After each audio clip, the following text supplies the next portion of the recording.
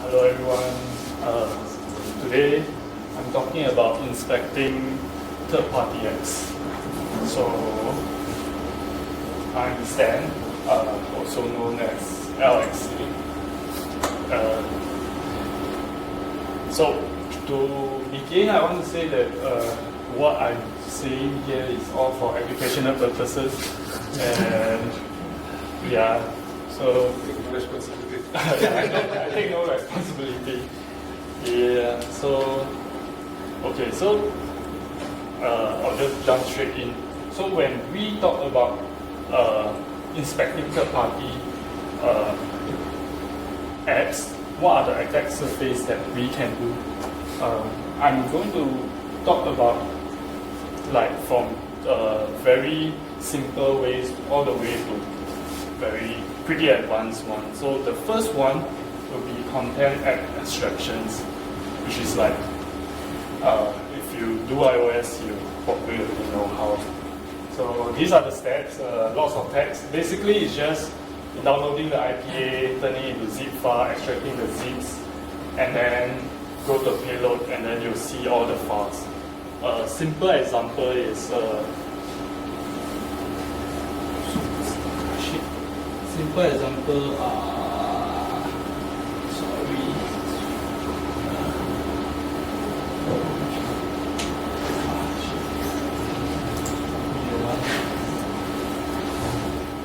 So like for example, I take an example, like I use Grab Taxi. First you get the IPA files, then you just rename it to .zip, and then it will be here.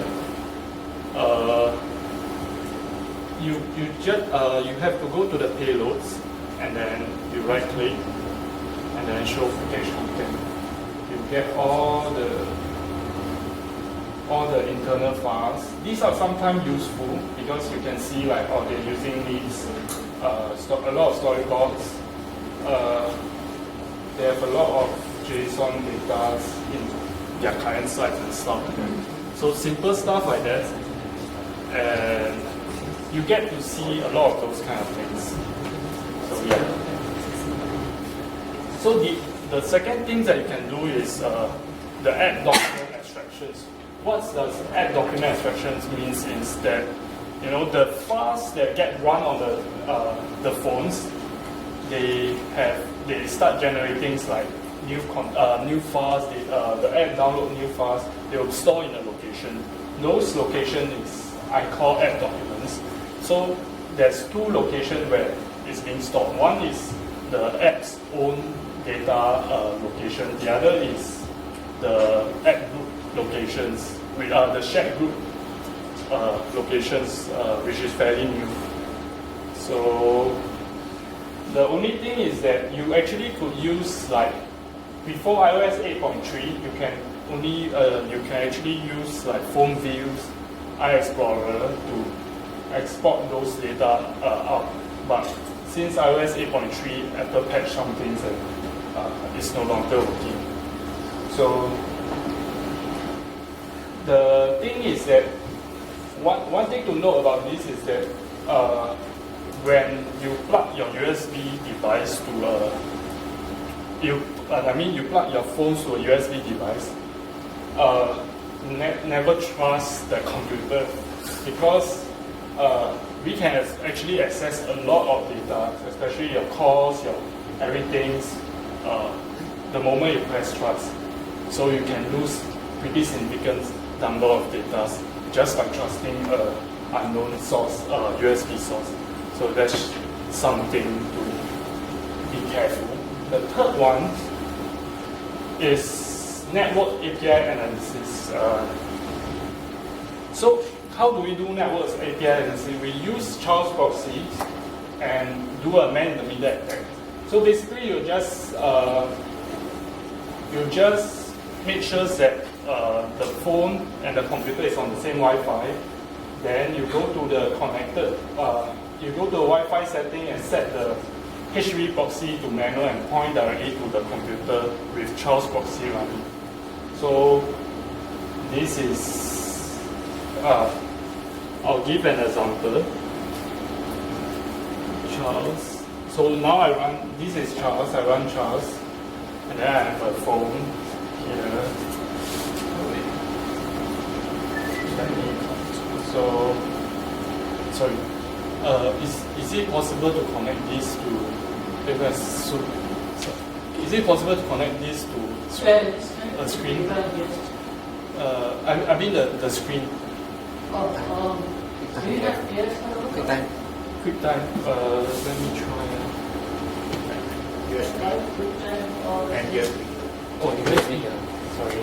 USB, I have. Oh, yes, USB. It is QuickTime. Not QuickTime. Okay, that's okay. Close. Oh, sorry. That's all. QuickTime. Sorry, got a bit of setup.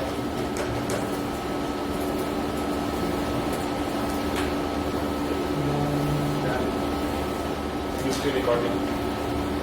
A6. Oh, wait. Sure. Yeah, okay. So you go to your Wi-Fi settings, and then under here HTTP proxy, you have to set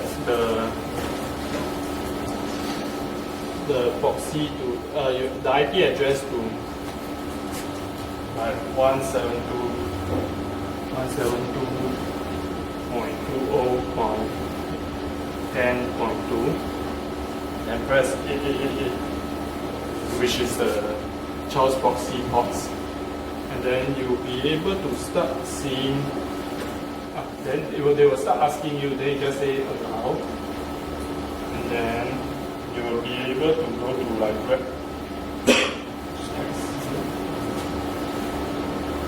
Sorry. So you see, I'm starting to be able to check what are their like APIs calls and stuff like that. Their response, like you'll be able to do all these things even without. So this is very easy. You can do a lot of API analysis just through this method. But sometimes some of the APIs have SSLs. So they end with HTTP. They started with HTTPS. So you actually have to install a root cert. You have to. Another danger point is that installing a root cert, you have to know what kind of security risk you're putting yourself in. So basically, it means that anyone who have access to this root cert can do bad things to you. So just be careful. And then you just have to go to proxy SSL setting and enable the options for web proxy, and then they will start. Then your phone can start listening to all those API calls. So there's ways to protect against this. One of the ways is called SSL pinning. So SSL pinning basically means that the developer actually put the root certs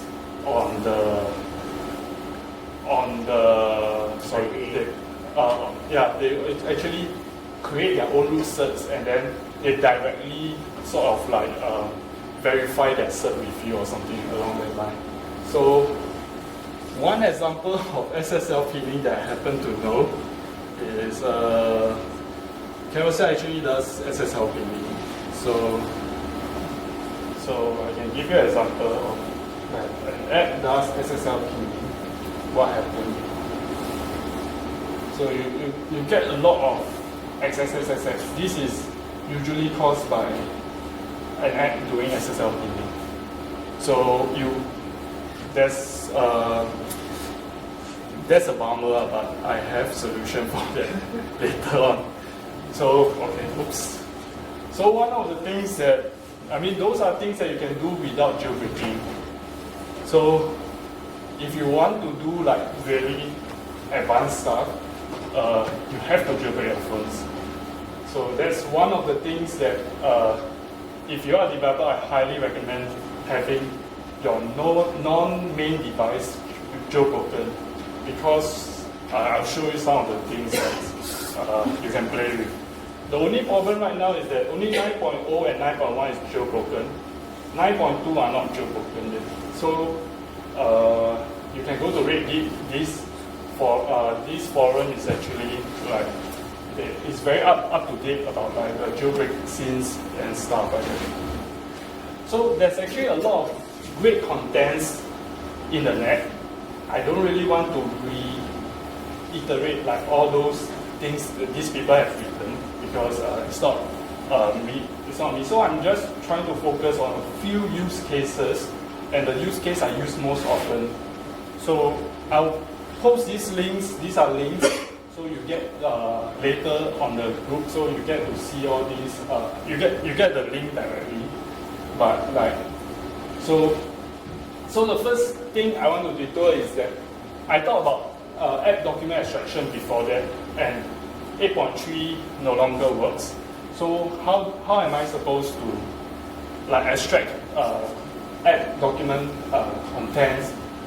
One of the way is iTunes backup. iTunes backup don't work anymore. Yeah, at least that's what I know, because that's the technique that those phone views they are using. And then when I was running just now, it didn't work. So sorry, what? Oh, transmit. So you can SSH in, and I'm just using something simpler, so that I don't need to do all these crazy things.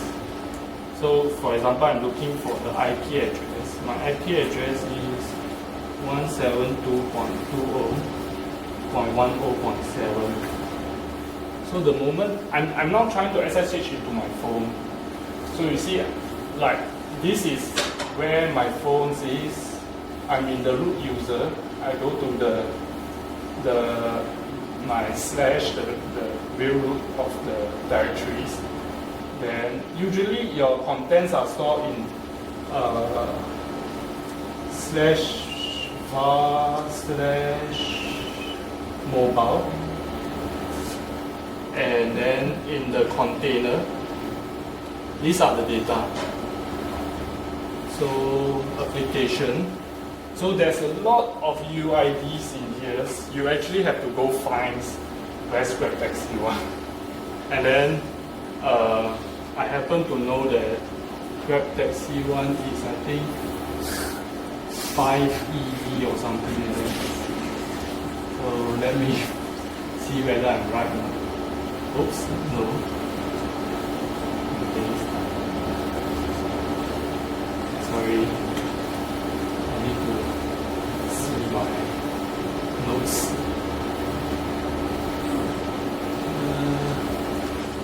5 EDF, correct? 5 EDF. 5 EDF. So it is one.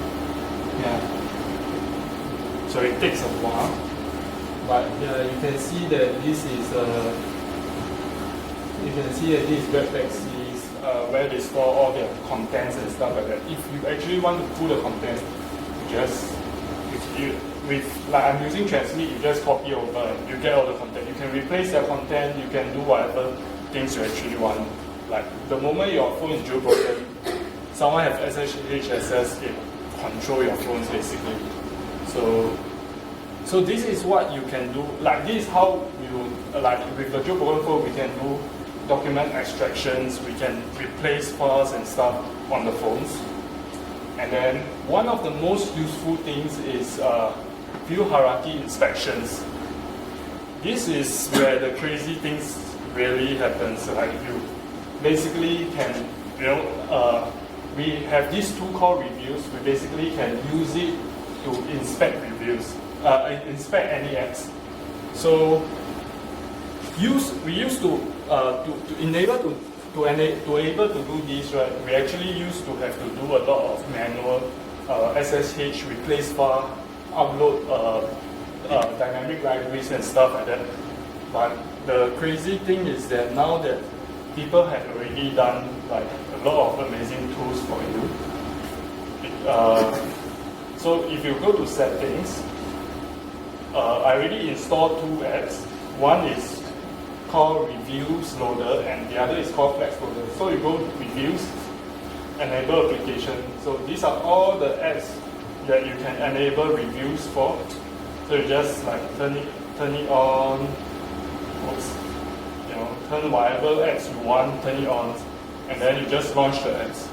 So I'll give you an example of apps, like how does App Store works. So you see, I can actually look at App Store, and I can see all the view hierarchies from the App Stores and stuff like that. It's very simple, no-brainer stuff. You just have to install the severe tweaks, and these things will work. One of the things that is very interesting to see is from App Store is that almost every single thing here is collection view, nested in collection views. So when you actually look at, you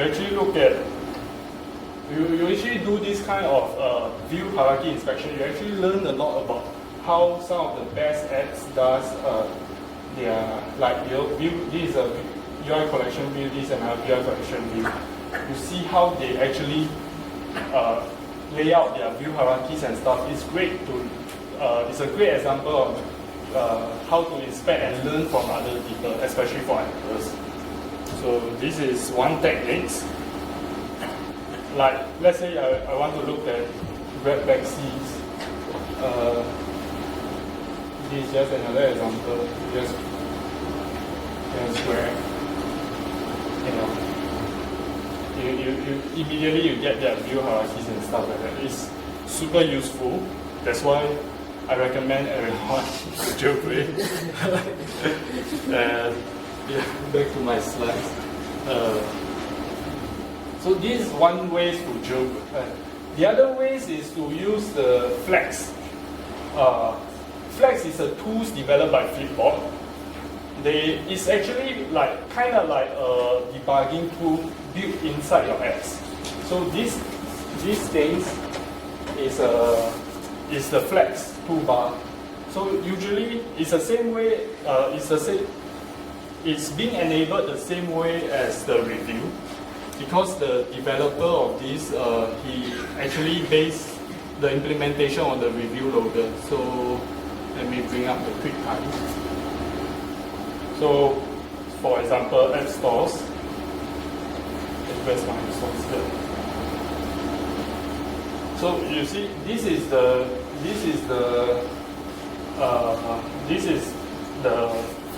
Flex toolbar. You can see a lot of things actually. You can see the system logs that's generated.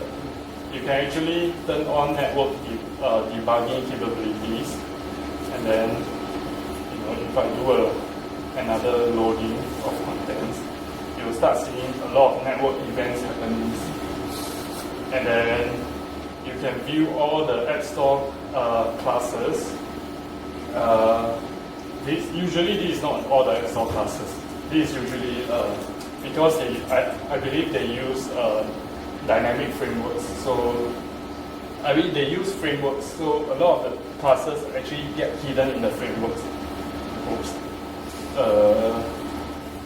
And then you'll be able to browse individual, you'll be able to move things around if you want, or you can view the view hierarchy.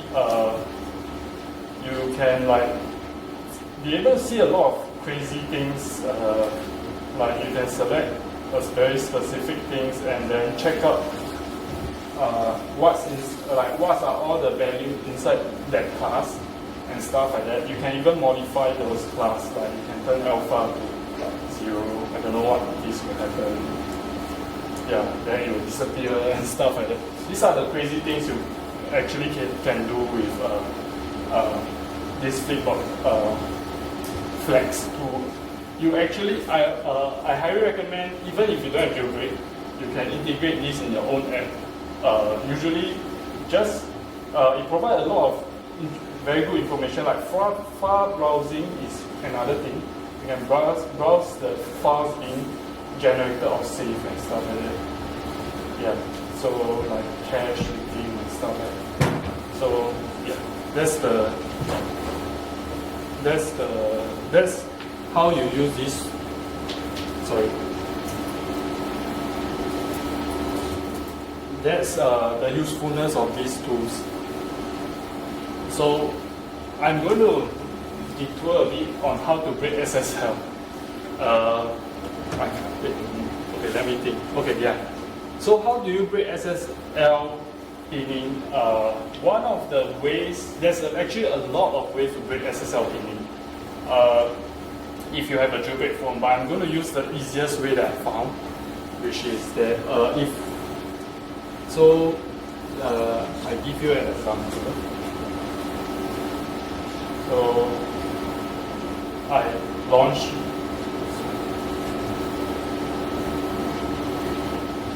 So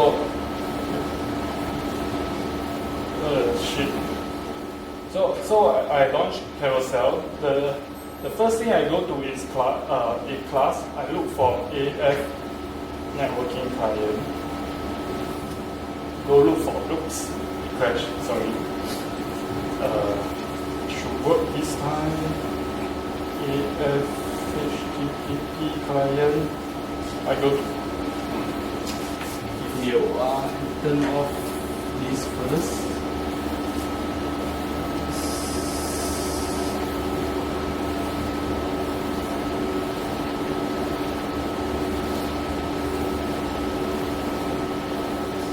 Turn it off. So the British. So now it's AF networking. They use AF network. Actually, they use REST shit. Okay. Let me try one last time.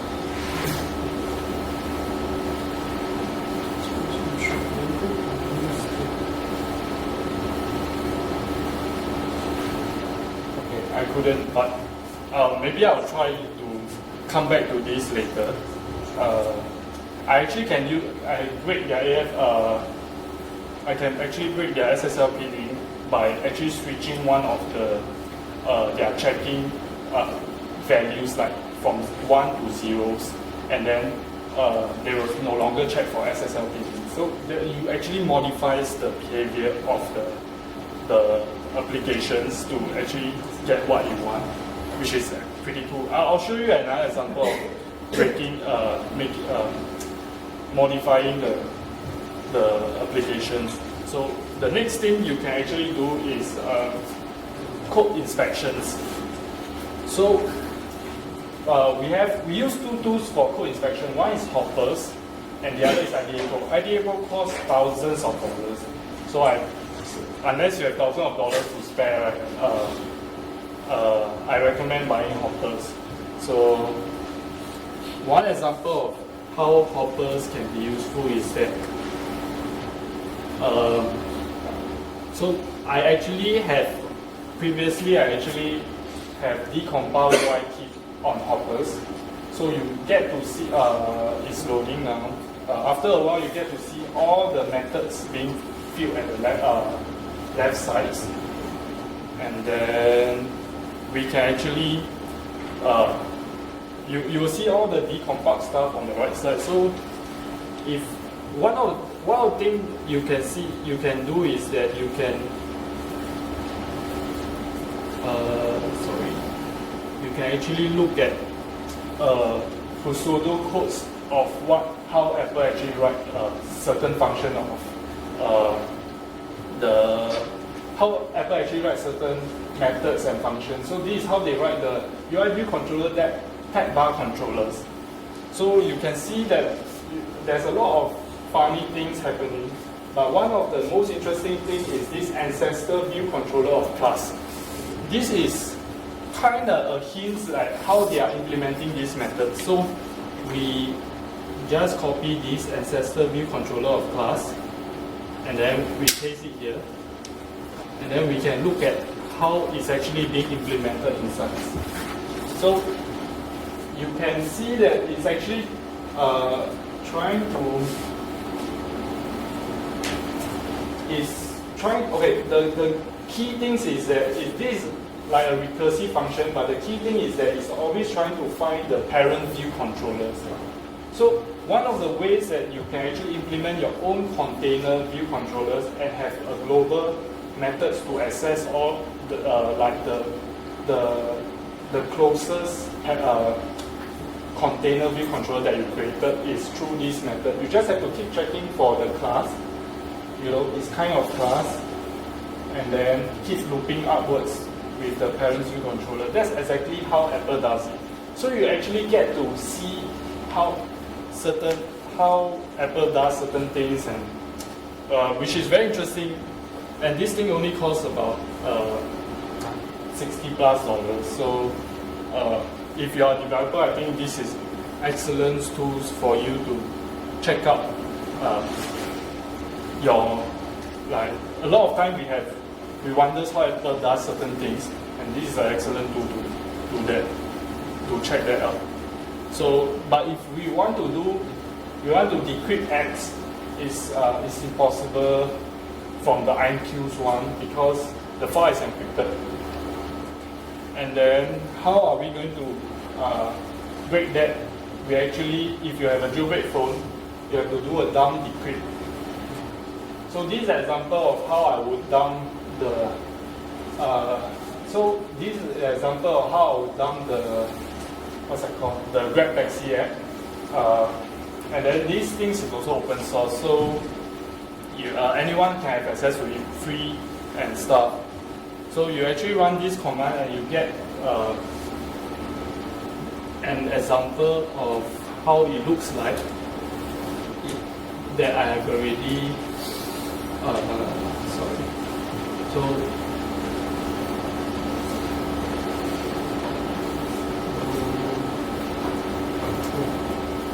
So I do an open, and then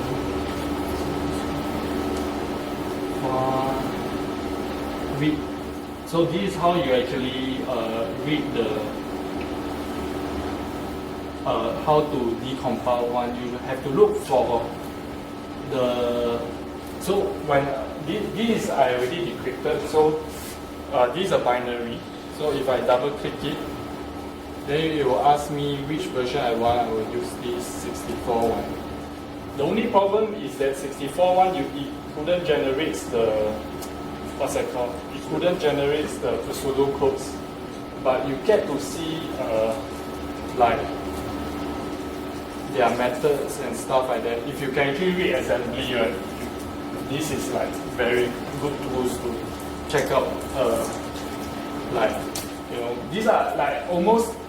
These are all the interface, all the things that all the classes that they have and stuff like that. So you actually get, like, this is probably written in Swift. So usually Swift class start with _t, and then some other text, and then it's kind of mangled, so it have its own data and stuff like that. Yeah. But you'll be able to see all these, and yeah, unless you know how to read assembly, this, because we couldn't generate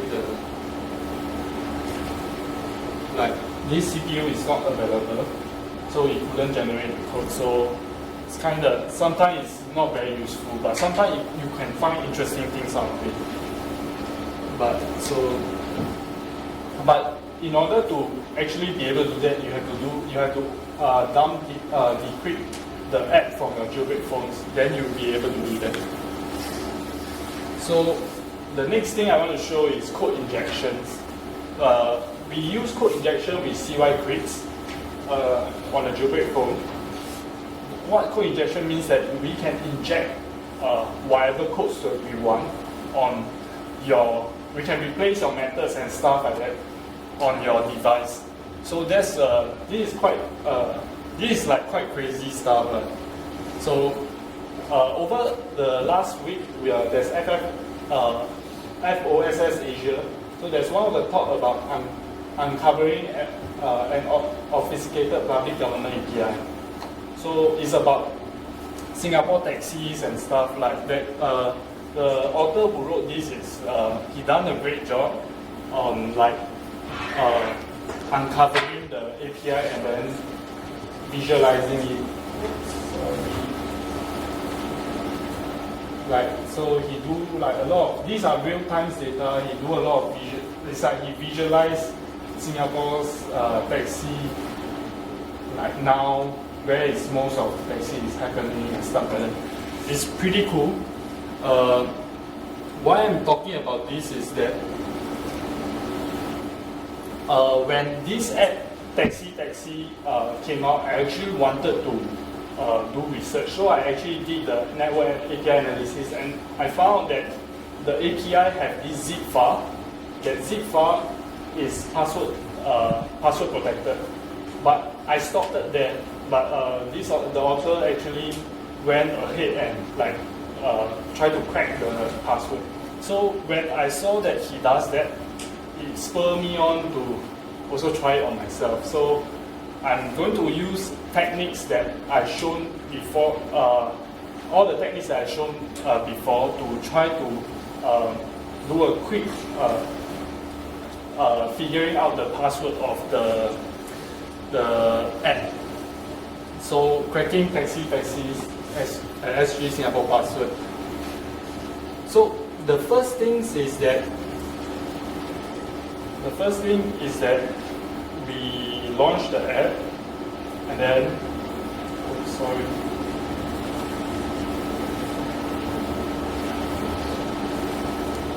It's hanging.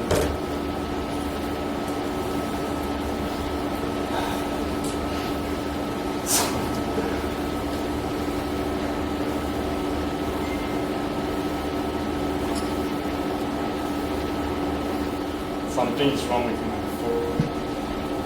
This is okay. So I will launch the app. So the first thing you will see usually is that I'll use the Flipboard, and then I check out the network histories.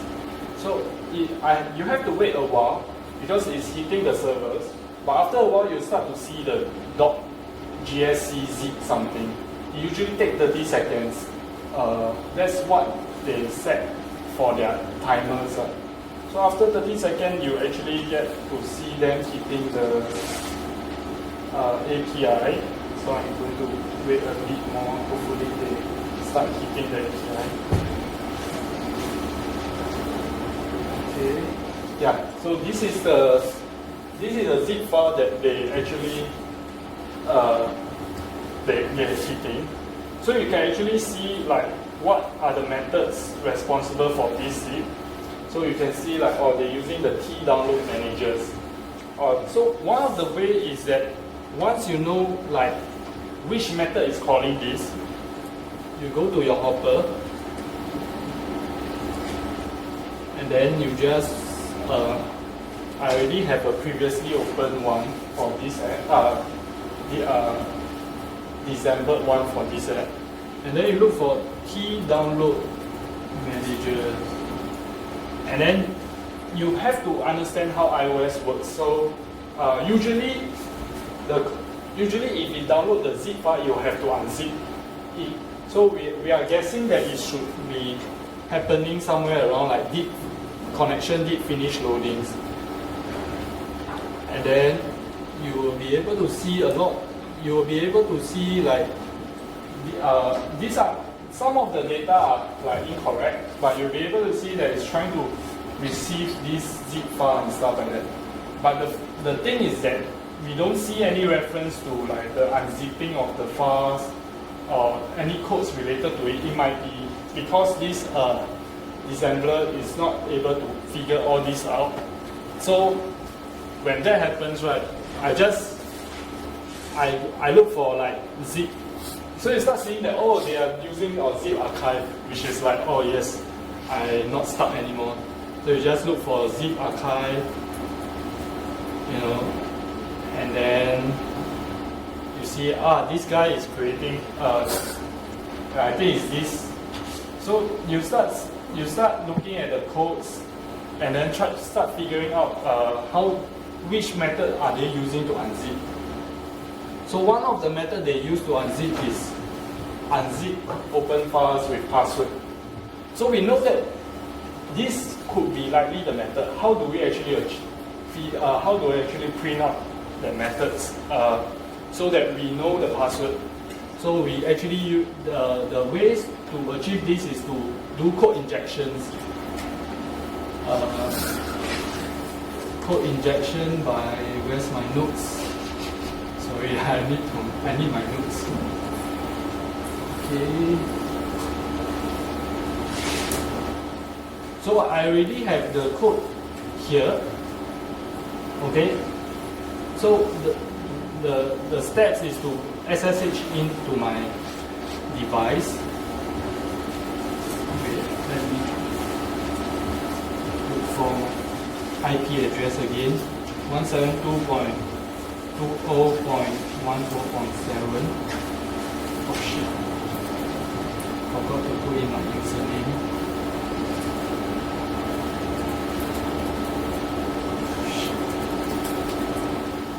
Yeah, I'm inside. So the first thing is that you have to know which are the process ID that is being what is the process ID of this app. So it's just Unix, Linux command, PSAUX.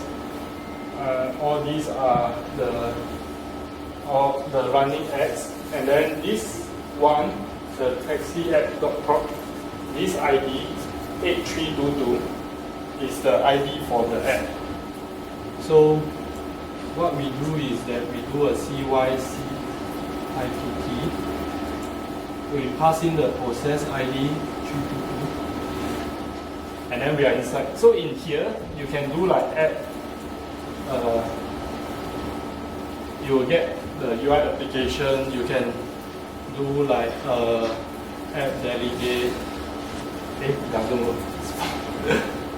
I think you can do like delegate. You get the app delegate. It's just like you are having a interactive like what's this called, IPL, and then you can like just hit the application. You can do whatever you want with it.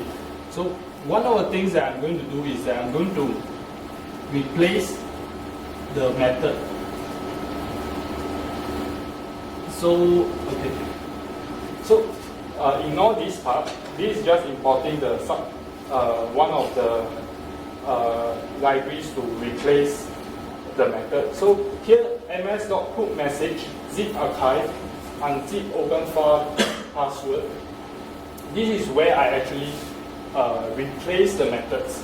So I'm like trying to print the passwords, and then after that call the method, call this return. I call the old methods. So I'm trying to put in the middle, print the password, and then just call the old method. So now that it's inside I replace the method. So how do we see it? We just go to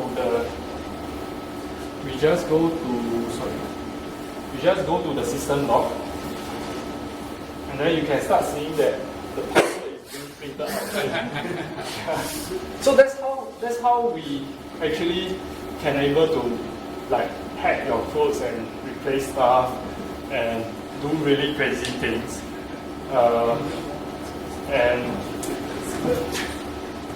So these are the techniques that we actually use to try to inspect the party apps. And there's a lot more that I haven't thought about. LDB, class dump, tweaks. Those are very useful tools as well. But those are for other topics, and other people have probably wrote or gave talks much better than me on those topics. So yeah, thank you.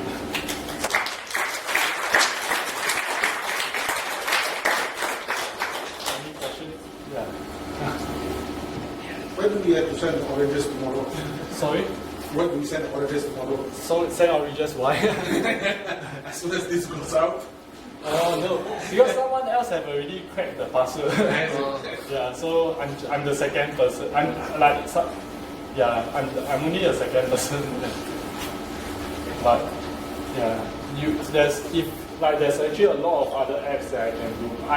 I don't understand why the carousel doesn't work, but that breaking SSL pinning is actually quite cool. Yeah. So that's one of the things that, yeah, actually I can try it. Sorry. So one of the ways is that you launch the tab.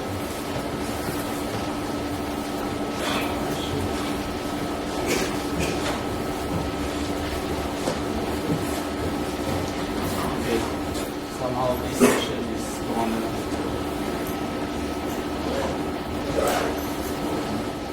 Okay, give me 1 minute to try it.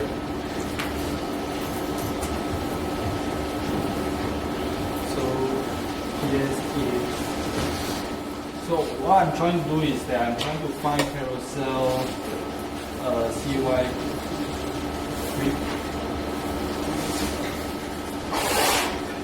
and then there's this command you call chosen, and then AF HTTP chose. I think not chosen, chose. Yeah, you get the whole things up. Ah, shit. Yeah, this thing happened, it crashed, and then you have to try again. Yeah.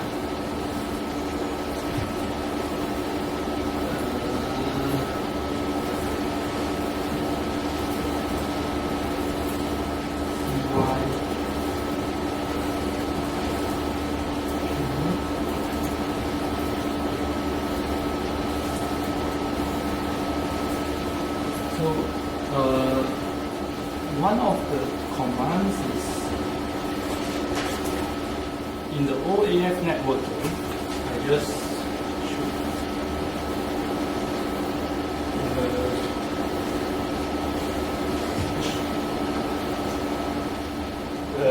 There's one of variables out there that is controlling the SSL cert, the default SSL pinning mode. So what we does is that we just have to replace the default SSL pinning mode. Let's hope this works. It doesn't work, sorry. Never mind.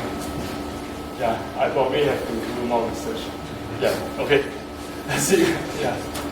Any questions?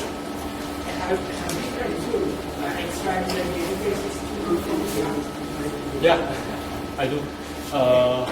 Does it work after iOS 8.3?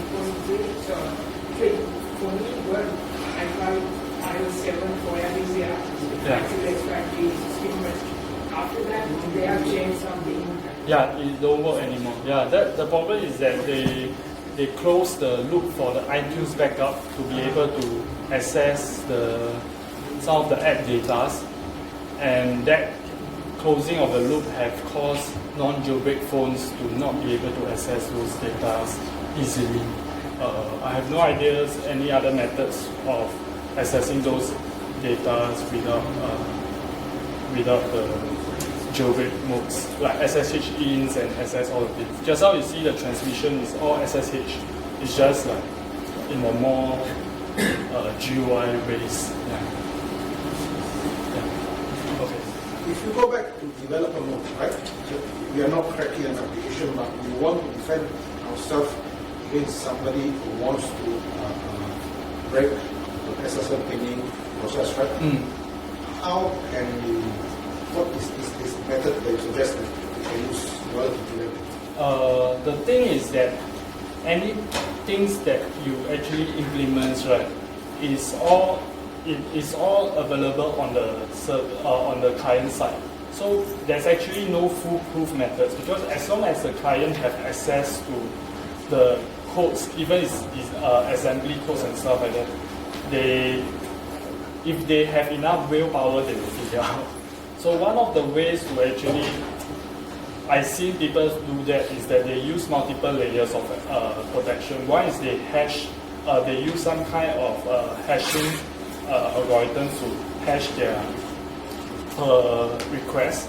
So per request have a sort of signature that you have to match. That make it a little bit harder.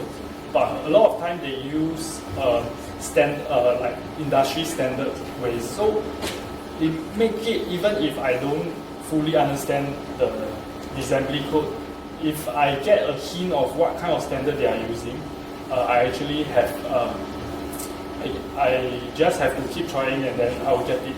And then actually one of the, no matter how you protect it, like in iOS, right, the ways to actually figure all this out is much harder. But in Android, they actually just decompile. They go to the website and then they pass the Android apps and then decompile directly, and then they'll get like full source codes and stuff like that. You just have to dig it and then they'll figure it out. Those are, so if you have both iOS and Android, there's no foolproof. Yeah, SSL pinning is actually a pretty decent one because it will protect like at least non-jailbreak device from hitting your servers and stuff like that. Yeah. But if someone have jailbreak, too bad I cannot show now, but they actually can break. Yeah. So, any more questions? No more? Okay. Thank you. Oh, yeah. Have you managed to go through the root direction? Somehow, if they have directed the root access, so it's in jailbreak, they have started to get jailbreak. Oh, yeah. There's apps that actually does that. There's app that actually detect that the device is actually jailbroken and then it kill it. That's actually a pretty decent way. But yeah. But not perfect. It's not perfect as well, yeah. So because they can, if they use LLDB, they can do a breakpoint, and then they will try to modify some of your behaviors. Those are very advanced stuff. I'm not that good yet, yeah. So yeah, but the more advanced stuff, although there's ways to attack, but it requires like very significant, very good jailbreaker or stuff to be able to figure that out. Yeah. So. Question, sorry. Yeah. So now you want application documents folder, right? You have a UID for each application. So how do you find out what's the UID of the application?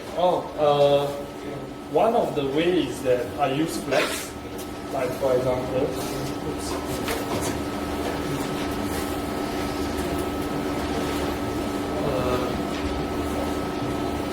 you can go to here and then you go to your file browser, you'll get a rough UID up there, and then you just have to go to your directory and extract that content out. This is one way, that's usually the way that I usually use. So yeah. So I forgot to show the flags, but the flags is also similar. You just turn it on for individual apps. Yeah, that's all. Okay. Thank you.